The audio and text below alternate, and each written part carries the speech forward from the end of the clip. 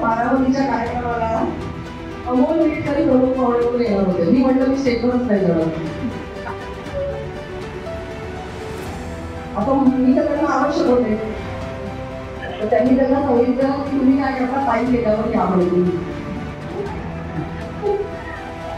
आपल्या पूर्वजांची चेष्टा करणाऱ्या, आपल्या मंदिरांची चेष्टा करणाऱ्या, मम्मा मार्या समन्वयाने म्हणणाऱ्या व्यक्तीच्या बरोबर मी स्टेज शेअर करणार नाही म्हणजे नाही.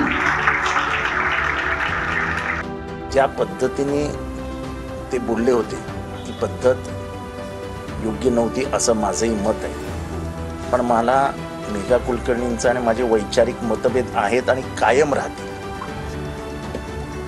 पण आपल्या तत्वांशी बेईमानी करणं हे त्यांना मान्य नाही. ह्याच्याबद्दल त्यांचं मी कौतुकच करतो, त्यांचं अभिनंदनही करतो.